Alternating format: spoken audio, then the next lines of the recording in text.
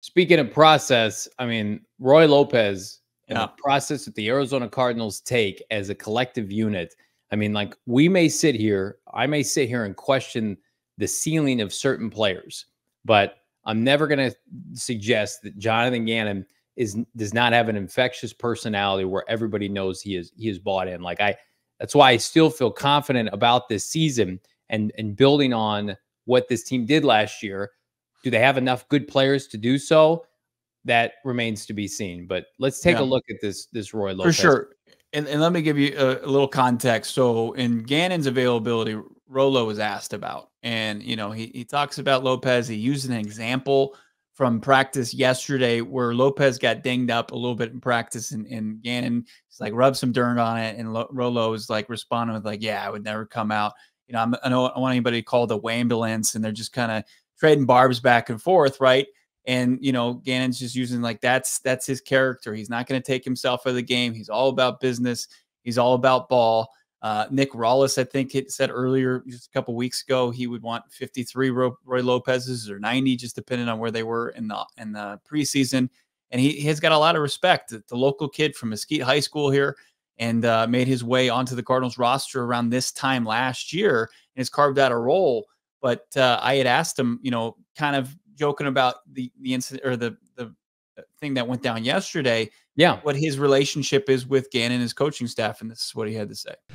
You know, like I said, we talk smack to each other, but it comes out of love. You know, players and coaches, doesn't matter. And staff also, you know, and so it's an environment we built with each other, and that comes from bleeding with each other, man. We understand that, you know, we can joke about it, you know, because we went through it together, you know, and so that's the biggest thing, is knowing that we all care for each other. And he did say wambulance, you know, everybody laughed, but it's awesome, man. I always said that, you know, I always thought about coaching after I was done playing, but being here and seeing the way Nick and JG coach, man, you can tell. I tell people this a lot, man. I love ball. I grew up loving ball. My family loves football. Everything about it. Every single day, practice, hot, cold, doesn't matter.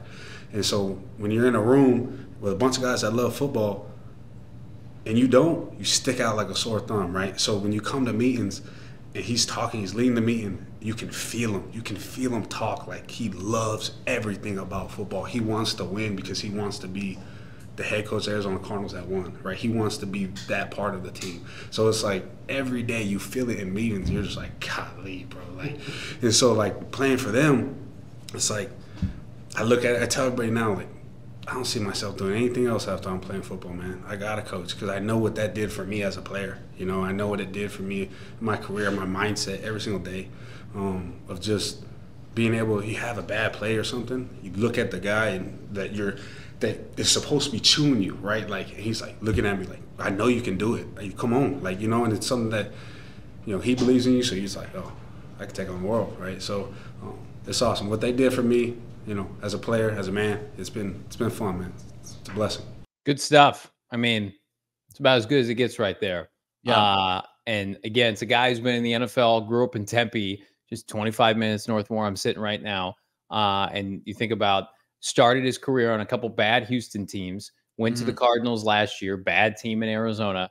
And he's like, yep, I'm sticking around and I want to play for this head coach. And these are the kind of guys that you need to fill out the meat of your roster with to be able to change culture.